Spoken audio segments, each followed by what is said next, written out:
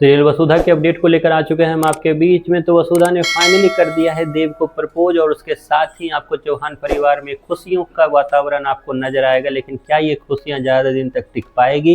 क्या कुछ होने वाला है आगे जाकर? कैसे इस खुशियों को नज़र लगने वाली है? किसकी लगेगी नज़र?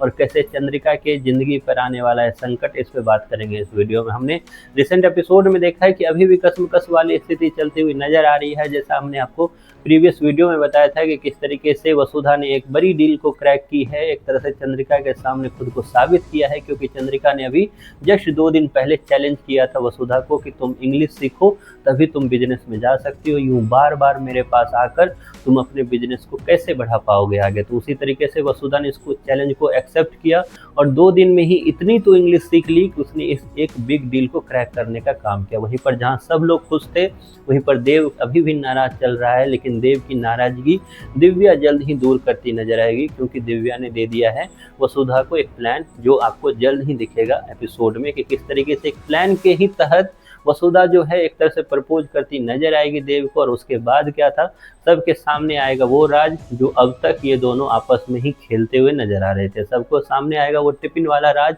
कि आखिरकार टिफिन में किसने वो पर्ची भेजी थी और उस पर्ची में लिखा हुआ क्या था। लेकिन ये सारी चीज़ें जहाँ खुशनुमा माहौल में सब एंजॉय करते हुए नजर आएंगे, तो जल्द ही आपको दिखेगा इस परिवार को, इस खुशियों को नजर लगते हुए दिखेगी। किसकी लगेगी नजर?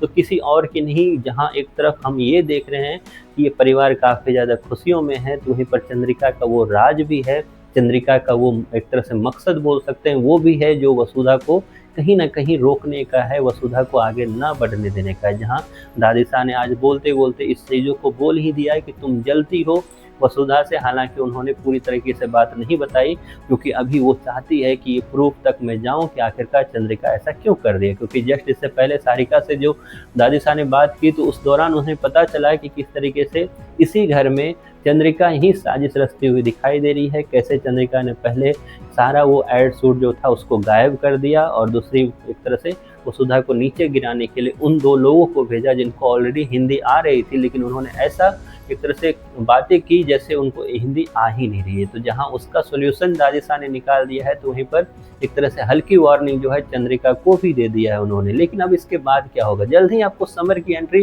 दोबारा फिर से नजर आएगी और उसके बाद आपको दिखेगा कि किस तरीके से फिर से मुसीबतों का सामना वसुधा करती हुई नजर आएगी। वहीं पर चंद्रिका की असलियत भी जल्द ही वसुधा के सामने आने वाली है। चंद्रिका की असलियत जो अभी वो देवी माता की तरफ पूजती हुई नजर आती है चंद्रिका को, तो चंद्रिका की असलियत जब सामने आएगी तो देव और वसुधा काफ़ी ज़्यादा सख्ते में नजर आने वाले, काफ़ी ज़्यादा शॉक होते हुए वो नजर आएंगे, क्योंकि अब तक उन्होंने ये उम्मीद चंद्रिका से नहीं की थी। वहीं पर एक परिवार में हल्की दरार भी आपको नजर आएगी, क्योंकि प्रभास भी जो है वो भी एक तरह से खुश नहीं होंगे चंद्रिका के इस बिहेवियर को देखकर, इस रवैयों को देखकर। अब चंद्रिका कैसे अपनी बातें समझा पाएगी कि ये सब कुछ मैं अपने हस्बैंड के लिए कर रही हूँ, क्योंकि गुरुजी ने मुझे बोला था कि अगर मैं वसुधा को अपनी बहू के रूप में एक्सेप्ट करूंगी तो मैं अपने पति से हाथ धोती हुई नजर आऊंगी, मेरा पति चला जाएगा इस दुनिया से।